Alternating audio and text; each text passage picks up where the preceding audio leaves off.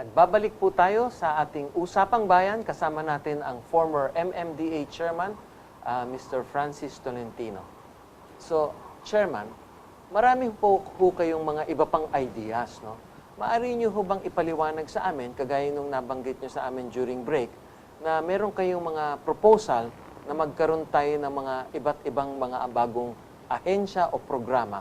Ano ho ba itong mga ito? Alam niyo po, sa nakita ko yung sa Tagaytay, nung mayroon ako ng Tagaytay, kami po talaga yung nagplano nung kung paano madidevelop yung Tagaytay, kung saan pwede yung high-rise building, hindi ibablock yung view, kung saan yung, ano yung height restriction doon sa ridge area. Natupad po yon. Nakita ko po na pag pinlano maayos, ay talagang magiging maganda yung development. Dito sa Metro Manila, inabot ko na lang po ito eh. 1975 naman na-create yung Metro Manila Commission. So hindi po ako nabigyan ng pagkakataon na simulan natin sa umpisa. Kung nasimulan po sa umpisa to, siguro na plano ko, bawal dito yung mall, bawal dito yung school, bawal dito yung ganitong gusali. Ang nakikita ko po rito, dahil hindi na pwedeng mabago ito, yung mga ibang growth centers natin, Cebu, Davao, hindi dapat maranasan yung naranasan natin sa Metro Manila. So I propose the creation of a Philippine Urban Planning Commission. Sila na lang po yung mag-a-approve noong land use plan, yung zoning ordinance sa isang lugar na irerespeto ng kung sino man yung mga mayors doon, LGUs. Ito ho ba'y mako-cover rin yung kagaya sa sitwasyon doon sa Rizal Monument? Ay, na tama sinasabi po. natin na Tama naging photobomber yung Tama ating po. napakalaking building. Tama po. So, ikukonsider yung historical, heritage, cultural, traffic management impact, as well as population impact. Utilities rin. Yes, opo. So, lahat pong ito ay sila na lang yung we get the best minds available. Kahit kumuha tayo ng consultants galing Harvard, Stanford, yun lang yung gagawin nila. Iplano po yung Burnham, iplano po yung growth centers natin. Nang sa ganun, wala tayong magiging problema sa mga darating na dekada. Ito ho ba rin mag-cover rin yung ating problema sa ating baha, no? Na sinasabi nila, nagtayo ng mall, tinakba na yung creek, wala na yung drainage.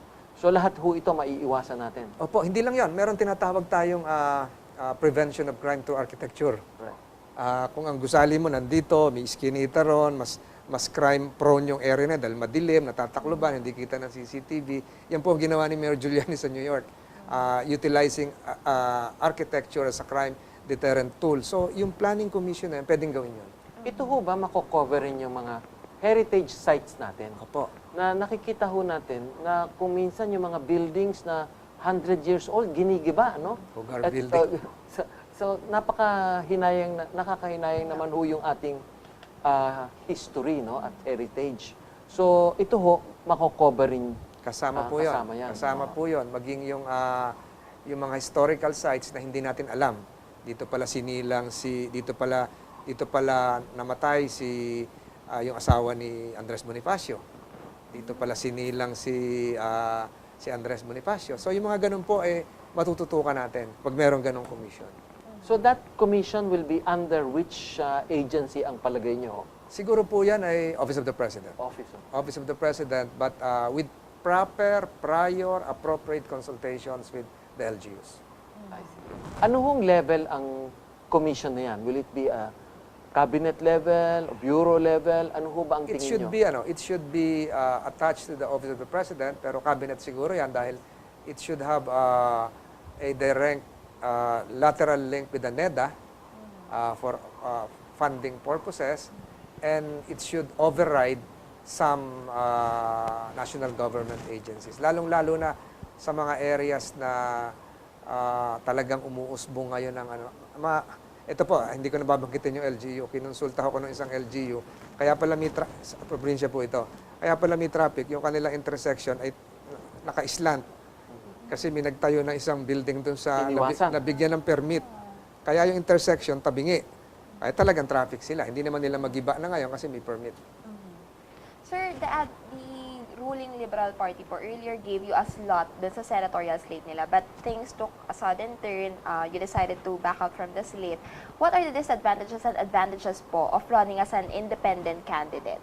Sabi ko nga kanina sa'yo, hindi na ako LPPL na party-less. So the advantages is that we can explore various alliances with various groups.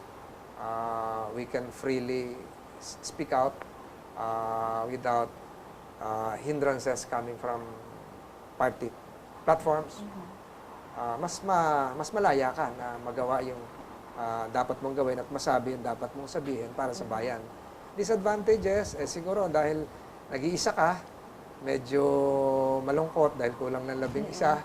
So, pwede naman ako magsama tuwing lalakad ako ng another 11 para 12 din kami. How ready are you, sir, for the coming campaign period? Sinasabi ko sa sarili ko, kung noong MMDA ako, gumigising ako ng 4 a.m. at natutulog ng 12 a.m., 12 a.m. Kung ganun din yung gagawin ko, palagay ko, mas makakarami ako na mararating. At saka siguro po ang model ko po lagi dito, yung pakikipag-usap ko sa Metro Manila mayors. Ito po isa sa legacy ko. Wala po kayo nabalitaan ni isang Metro Manila mayor sa 5 years ko na nag-away kami. United po kami. Kung yun po ang gagawin kong approach sa pangangampanya, modesty aside, baka marami akong maging kaibigan. Marami hong nagsasabi na para ho kayo ay makatakbo sa isang national elections. Kailangan nyo ho ng makinarya, ng pera, ng mga watchers. Paano ho ba nyo binabalak gagampanan lahat itong mga kinakailangan, mga logistical requirements, personal requirements, kahit na mga posters? Paano ho nyo Alam binabalak? niyo po, dahil PICOS ngayon hindi na talaga kailangan yung mga watchers. Plus, we have several, modest as built-in advantages dahil former president din ako ng League of Mayors. Yung mga mayors na kasama ko ngayon, mga congressmen, mga gobernador. Plus, siguro privileged din ako na nagsilbi ako sa Metro Manila. Nakalapit ko na lahat yung mga local officials, pati barangays. Coming from the biggest province in the Philippines, Cavite, 2 million yon. Nag-unite po yung lahat ng Cavite leaders for me. And being born likewise from Bicol, taga Region 5 na rin po ako ngayon. Doon ako pinanganak sa Albay. So, I have the privilege of representing 3 regions or 3 regions. Region 5, Calabarzon, Metro Manila, where I grew up. So, I would probably be able to overcome disadvantages just by presenting myself. Kung sino ako. Yung mga goodwill na na-build up Opo, nyo. kung sino po ako. Wala namang idadagdag na ron. I don't even have to recreate myself. Ako na yun . Ako na ho yun . Ever since na naging mayor ako na yun . Wala ho akong babaguhin . At nagawa ko na yung ibang pinaplano pa lang, this is an old phrase, nagawa ko na rin naman po yun. Nung mayor po ako ng Tagaytay, we were the first to offer free health card insurance. We were the first one of the first to offer free college education sa City College of Tagaytay na tinayo ko rin. We were the first to offer sa taxation nakatulong na hindi na kailangan ng suporta national through various, ang dami kong award doon sa fiscal engineering. So, nakikita ko po dito yung magiging role ko sa Senado, not just sa environment and LGU, maging sa taxation, which I also am familiar with. Talking about health po, what are your ideas about trying to improve the health of the Filipino family? Dahil kasi, yun nga ang sinasabi na, napakamahal ho magkasakit, no? Paano ho ba nyo naiisip matulungan ng ating kababayan tungkol sa issue na yan?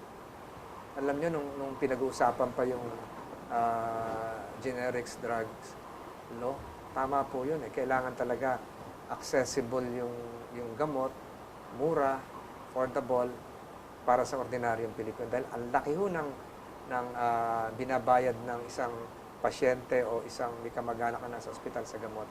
Ang nangyayari po ngayon, ito katatapos lang, ongoing pa. Pag meron dengue, ang tinatamaan po mga bata. Sa Bulacan, kung saan man, sa Metro Manila, bata. Pag bata po na dengue, ang laki ho ng gastos niyan.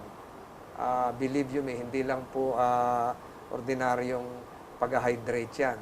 So, bakit po ang ating health insurance sa eskwelahan, maging sa matatanda, ay beneficiary lang yung mga bata? Ang proposal ko po, from school age hanggang college, mayroong separate health insurance ang bata. Dahil sila po yung prone sa sakit, exposed sa labas, at hindi pa ho ganun ka-mature yung kanilang sariling metabolism at immune system. So, ang proposal ko po, magkaroon sila ng separate health insurance, subsidized by the government. Nang sa ganun, kung ano man yung mangyari, hindi mababawas na sa sweldo ng tatay o sweldo ng nanay para pambili ng gamot. Hindi mababawas doon sa pambili sana ng pagkain para pambili ng gamot ni Junior. So kung meron separate health insurance, ang ating mga senior citizens, merong separate card, giving them a distinct advantage coming from the state. Eh bakit yung mga kabataan natin na hope of the future, hindi natin mabigyan ng separate health insurance nang sa ganun po, kung sila ay maaksidente, merong coverage din sila. Sila po yung na-aksidente, sila yung kadalasan nalulunod, sila yung pag may bagyo, sila yung vulnerable, pag may sunog, sila yung naiiwang natutulog dahil nagtatrabaho yung pamilya. Pagtatawid sa karsada, sila yung unang nasasagasaan dahil bata pa nga. Pati natin bigyan ng separate insurance. Sir, you mentioned po yung mga platforms po no earlier at magaganda po talaga yung platforms nyo. But of course, your critics always have something to say about you. And in particular po, ito yung over the playgirls issue. Now's the time for you to clear that issue, sir. Alam mo yung issue yan, that's just one incident na sa tingin ko naman, hindi po ito punishable by law. Hindi po ako yung director. Hindi ako yung choreographer. Ang sinasabi ko nga, wala pong batas tungkol doon. Hindi po ito graft and corruption. Sabi ko nga sa inyo, nung meron kang Tagaytay, wala akong kaso. Ito pong, as MMDA chair, not a single case was filed against me involving graft. Hindi po yun graft. Hindi po yun murder. Hindi po yun punishable sa revised penal code. Hindi ko alam kung anong pinalaki po yun dahil sa maduming issue ng politika. Hindi po yun kasi napapanood din naman natin sa telebisyon. So wala ako nakitang kaso ho doon. I-compare natin sa iba, ngayon nasasabi ko na, napakaliit pong issue yun. Na pinalaki lang, na sa tingin ko ay naging biktima rin ako, kaya tayo naman po ay humingi ng paumanhin. Pero sinasabi nga nung iba rin, kayo lang po ang humingi ng paumanhin. Kayo lang po ang nagbitiw. Pero yun namang insidente yun ay sa iba ay napakaliit. Dahil sabi ko nga, ito po ba ay graft and corruption? Kayo na po siguro makakasagot nun. Wala naman ho doon na nilabag na batas. Hindi rin naman po ako yun. That was just over-sensationalized. Well, ngayon na parating na ho ang ating eleksyon. Kasi ho, ano yun before filing na Yes. Bahagi na po yun ng political season Na-politika lang kayo. Na-politika ho yun. So, ngayon Na-politika ho, may yun. pagkakataon tayo para maipaliwanag natin sa ating mga kababayan dito sa programa natin. Meron ho ba kayong gustong ipaabot sa ating mga kababayan na kung bakit marahil na dapat nila kayong iboto o paano kayo makakatulong sa kanila? Ang siguro po, hindi sa pagbubuhat ng sariling bangko, i-search nyo po yung background ng kandidato.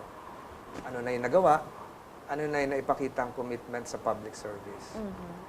Ito siya ba ay talagang nag-alay din ng panahon para maging lingkod bayan. At siguro po tingnan yung program of government. Yes. Madali pong magsalita pero kung wala pa naman pong pruweba, napakahirap po noon. Siguro tingnan din yung record. Ito bang taong ito ay na-involved na sa graft? Ito bang taong ito ay may mga pending cases na pwedeng makulong? Siguro yun po ang suriin natin. Ano po ba ang pagkatao nito? Hindi po lang sa akin, pati sa mga local government officials. Alam niyo po, maraming nagsasabi na bago mag-eleksyon, lahat ng politician, kaibigan mo, madali ka usapin, ganito, ganyan. Pero pagka sila nakaupo na sa pwesto, ay para hong nag-iba na ho ang ihip ng hangin. Kayo ho ba, maaasahan namin na kayo, tutuparin niyo ho yung mga inyong mga adhikain at kung sakaling ang mga hinaing ng bayan, pakikinggan niyo pa rin? Simula po nung mayor ako hanggang ngayon, yun pa rin po yung cellphone number ko. Okay. Sanay po ako pagiging mayor, bukas po yung bahay namin lagi. 24/7 po yun. Minsan po yung mga kababayan namin doon na nakikikain pag nag-aalmusal kami. Sanay po ako sa ganon, namimiss ko po yung ganon. Nung So malapit kayo sa Tao. mga tao na? Ganon nga po, ito po, siguro masa-search niyo yung record. Ito yung sinasabi nung iba na ito daw yung term na walang naging transport strike laban sa MMDA chairman. Wala hong nag-strike sa aking taxi driver, bus driver, jeepney driver. Wala po. Hindi po ako pinagralihan ng mga transport group sa MMDA. Although yung iba siguro, nabalitaan niyo yon. So siguro makikita niyo doon na malapit din ako sa kanila dahil alam ko naman yung problema nila. Yes. So, I any, guess any last words? Okay na, sir. Okay na, Merry Opo. Christmas na lang sa inyo. Merry Christmas. Thank you very much po, Salamat, sir. salamat sa pagkakataon ito. Yes. For coming to this. Well, maraming salamat. Thank At you, yan thank po you. ang isang Thank you, ma'am. Thank you, ma'am. Thank you, ma'am. Thank you, ma'am. makabuluhang talakayan natin kasama si ating dating MMDA Chairman Francis Tolentino. At hayaan niyo po, hihingiin ko ho kanyang cellphone number para kung may gusto kayong ipaabot sa akin, ako na ho mag-text sa kanya. Maaari niyo po kaming i-follow sa Twitter at GNN Usapang Bayan. Ako po si Rach Marquez. Ako po si George Chua. Samahan niyo po kami sa mga susunod na aming talakayan dito sa Usapang Bayan.